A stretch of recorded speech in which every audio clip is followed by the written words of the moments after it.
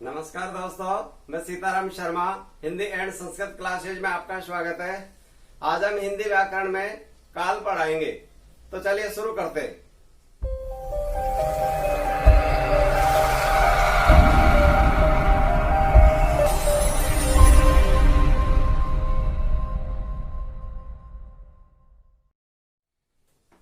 जिसमें किसी कार्य के होने के समय के बारे में जानकारी हो उसे कहते हैं काल। काल को अंग्रेजी में कहते हैं टेंस, संस्कृत में कहते हैं इसको लकार। यानी जिसके द्वारा किसी समय के होने का बोध हो उसे कहते हैं हम काल। काल होते हैं वो तीन प्रकार के होते हैं। पहला वाला होता है भूतकाल, दूसरा होता है वर्तमान, तीसरा होता है भविष्यकाल। अब यहाँ पर भूतकाल में होता है क्रिया का वह रूप जिसमें कार्य के भूत में संपन्न होने का बोध हो उसे भूतकाल कहते हैं। भूतकाल होते हैं उसके 6 वेद होते हैं। अगर मान लीजिए डायरेक्ट ऐसे पूछ लिया जाता है कालों के, जब तो कोई दिक्कत नहीं रहती, परंतु कालों के भेद के बारे में पूछता है तो इसलिए यही आपको ध्यान देना है। और दोस्तों आपको घबराने की जरूरत नहीं है, मैंने यहाँ पर कुछ उदाहरण लिखे, उसी प्रकार से मैं समझा रहा हूँ। इन उदाहरणों को याद रख लेंगे तो आपका 100% कंपटीशन एग्जाम में सफलता मिल जाएगी। काल कभी भी गलत नहीं होंगे।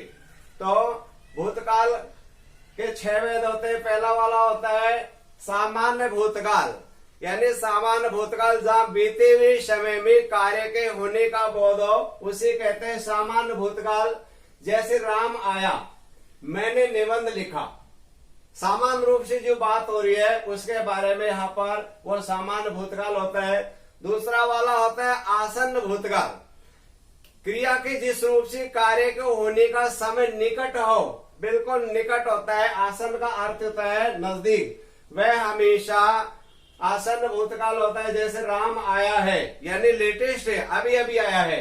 मैंने निबंध लिखा है, इसमें अधिक समय नहीं हुआ, तत्काल अभी समापन हुआ है, वो आसन्न भूतकाल होता है। तीसरा वाला होता है अपूर्ण भूतकाल। अपूर्ण भूतकाल होता है जहां भूतकाल की क्रिया अभी पूर्ण नहीं हुई, वहां अपूर्ण भूतकाल होता है। यहाँ पर जैसे राम आ रहा था, अभी यानी ये काम समापन नहीं हुआ, आ रहा था। मैं निबंध लिख रहा था, अभी ये कार्य समापन नहीं हुआ, वो अपूर्ण भूतकाल होता है। चौथा वाला होता है पूर्ण भूतकाल, जहां कार्य के पूर्ण हुए काफी समय व्यतीत हो चुका हो, वहां हमेशा पूर्ण भूतकाल होता है। इसमें जैसे राम ने पुस्तक पढ़ी थी, यानी पूर्ण रूप से, जैसे मैंने निबंध लिखा था, जैसे शिकारी शेर को मार चुका था, यानी ये पूर्ण रूप से समापन जो कार्य होता है वो हमेशा पूर्ण भूतकाल होता है। नंबर 5वां है संदिग्ध भूतकाल। संदिग्ध भूतकाल वहां होता है जहां कार्य के पूर्ण होने में संदेह हो, वहां संदिग्ध भूतकाल होता है, यानी कंफर्म नहीं होता हो रहा है या नहीं। जैसे राम आया होगा, अभी कंफर्म नहीं था क्योंकि ये हमारे नजदीक नहीं दूर है, उसने निबंध लिखा होगा, यानी ये कंफर्म नहीं है, यहाँ पर संदिग्ध है, तो वहां पर संदिग्ध भूतकाल होता है। नंबर 6 वाला है हेतु मद भूतकाल। हेतु मद भूतकाल, जहां कोई क्रिया भूतकाल में होती किंतु किसी कारण से नहीं हुई, वहां हेतु मद भूतकाल होता है। जैसे मैं निबंध लिखता तो अवश्य पुरस्कृत होता, यानी कोई कार्य भूतकाल में होता किंतु वो कारण से, क्यों मैं निबंध लिखता तो अवश्य पुरस्कृत होता, अगर वो पहले निबंध लिखता तो जरूर पुरस्कृत होता। तो इसमें दूसरा कारण छुपा हुआ है। यदि राम आता तो मैं अवश्य चलता, यानी यहाँ पर अगर राम आते तो अवश्य जाती। तो जहाँ कोई क्रिया भूतकाल में होते किंतु किसी कारण से वो नहीं हुई है, वहां पर हेतु मद भूतकाल होता है। भूतकाल के इसमें हमेशा अधिकतर या तो आ की मात्रा का प्रयोग किया जाता है, या था, थे और थे, या रहा था, रही थी। अब ध्यान दीजिए, अगर आपको इतना सा पहचान करनी है, सामान्य भूतकाल में इन 2 उदाहरणों का रख लो। देखो राम आया, यहाँ पर है का प्रयोग नहीं किया, इसमें है का प्रयोग हो गया। यहाँ पर रहा था का प्रयोग हो गया, यहाँ पर यानी पढ़े थे, यानी पूर्ण रूप से। और यहाँ पर होगा आया होगा, यहाँ गागेगी का प्रयोग हो गया, और इधर को एक काम के बिना दूसरा काम अपूर्ण रह गया, पूर्ण नहीं हुआ किसी कारण से। तो वहां पर इन उदाहरणों को याद रख लो, तो किसी भी प्रकार की कोई दिक्कत नहीं है। इन परिभाषा के आधार पर ये हमारे उत्तर इतने से उदाहरण है।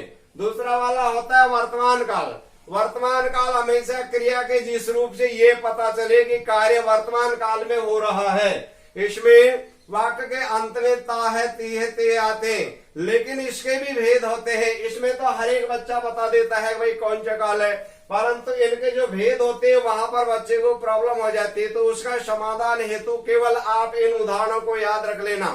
तो वर्तमान काल होता है, वो भी 4 प्रकार के होते हैं। पहला वाला होता है सामान्य वर्तमान। ये सामान्य वर्तमान होता है क्रिया के जिस रूप से ये पता चले कि कार्य वर्तमान काल में हो रहा है, वह हमेशा सामान्य वर्तमान काल होता है। जैसे राम आता है, यानी प्रतिदिन दैनिक क्रिया होने वाली। मैं निबंध लिखता हूँ, केवल इतने से पहचान है। दूसरा वाला होता है अपूर्ण वर्तमान काल। अपूर्ण वर्तमान काल वहां होता है क्रिया के जिस रूप से ये पता चले कि कार्य अभी चल ही रहा है, अभी यानी वो कार्य कंटिन्यू लगातार आगे बढ़ रहा है, वो अपूर्ण वर्तमान काल होता है।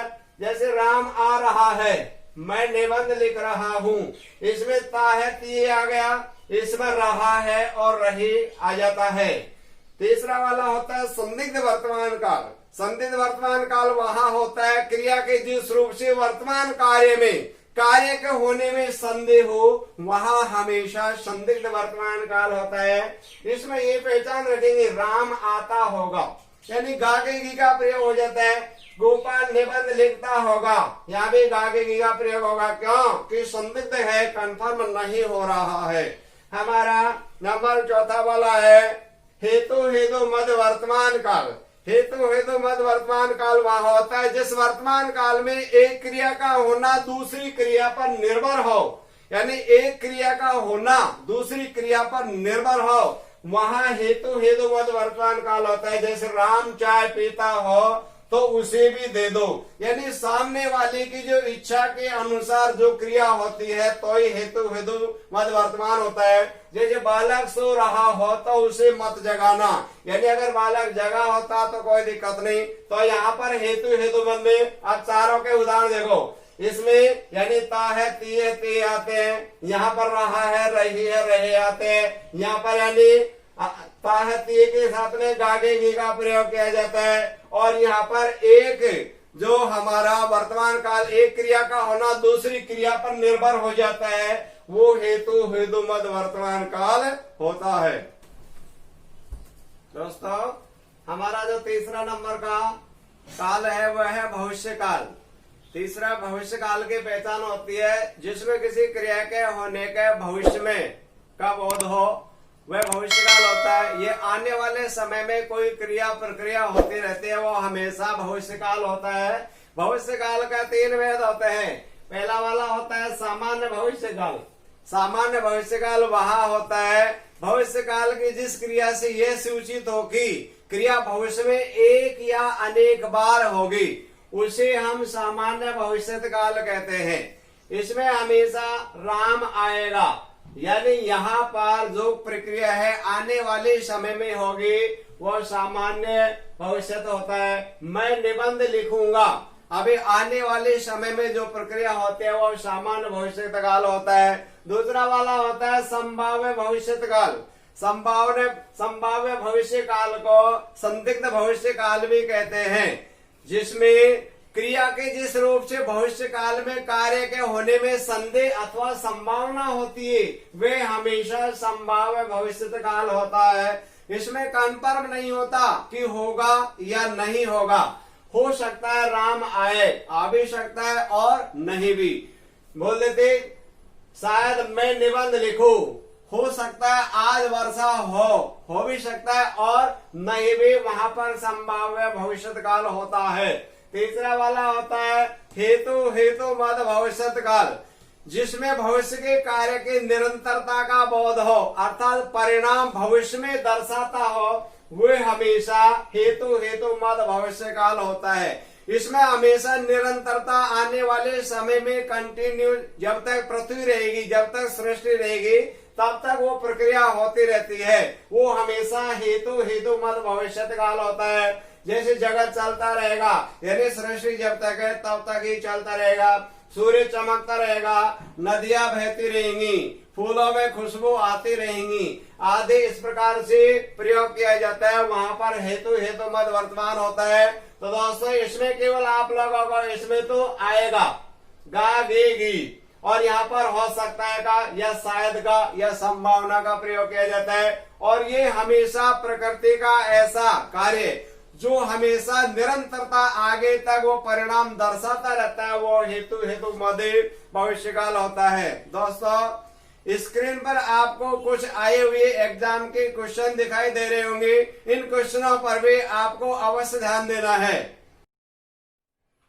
दोस्तों, ये वीडियो आपको अगर अच्छी लगी तो इसे लाइक करें तथा हमारे इस चैनल को सब्सक्राइब करें। और इस टॉपिक में किसी भी प्रकार की कोई प्रॉब्लम हो तो हमें कमेंट करके अवश्य बताएं।